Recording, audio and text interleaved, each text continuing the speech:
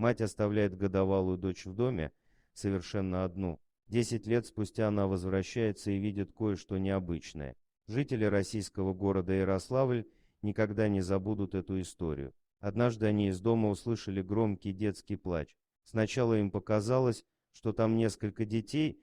Кроме этого, плач не утихал более нескольких часов, дней. Прохожие заметили, что несколько дней в доме не горит свет, и, наконец, решили обратиться в полицию. Когда полицейские вошли в дом, то были шокированы увиденным. В темной гостиной сидел ребенок, и никого из взрослых рядом не было. Она лежала на грязном полу, дома никого не оказалось, кроме годовалой девочки. Хозяева съехали, забрав с собой все, кроме ребенка. Девочку тут же госпитализировали, там врачи сказали, что у нее было сломано бедро, у ребенка было сильное истощение. Девочка провела в этом доме совсем одна, по меньшей мере, неделю. Выяснилось, что девочку зовут Лиза Вербицкая, полиция искала ее родителей, но все безрезультатно. Они исчезли. После больницы девочку должны были отдать в детский дом, где она должна была пожить до тех пор, пока кто-нибудь не захотел бы ее удочерить. Тогда, когда девочку отвезли в больницу, Инна приходила в больницу к своему сыну. Однажды она услышала плач ребенка за стеной и пошла успокаивать его. Так они и познакомилась с Лизой, и Инна узнала ее историю.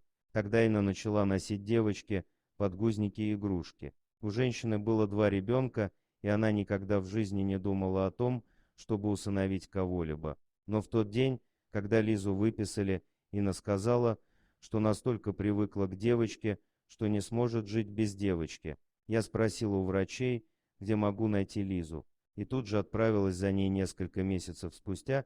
Все вопросы с документами были улажены, и Инна привела девочку к себе домой. Когда ей было 2, она еще не могла нормально питаться, боялась громких звуков. Спустя еще год девочка пока еще не могла нормально ходить.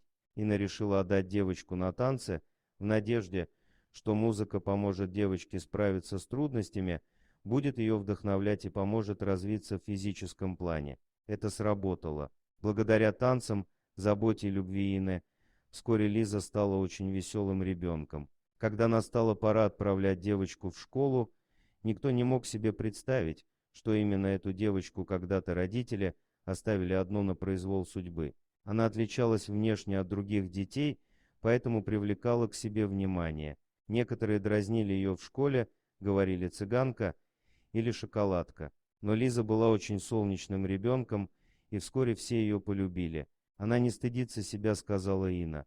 Когда она была маленькой, я сказала ей, что многие будут с интересом смотреть на нее, но ты не обращай внимания на них.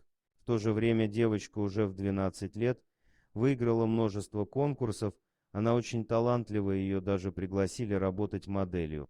Вскоре после этого Лиза выиграла еще одно соревнование и стала известна как самая красивая девушка в стране, и тут внезапно появилась биологическая мать, которая 11 лет назад оставила дочь умирать от голода. Она нашла Лизу и начала говорить о своем естественном праве увидеться с ребенком. Ей, конечно же, отказали, она даже не смогла объяснить, почему 11 лет назад оставила ребенка одного и уехала. Она была лишена всяческих прав на ребенка.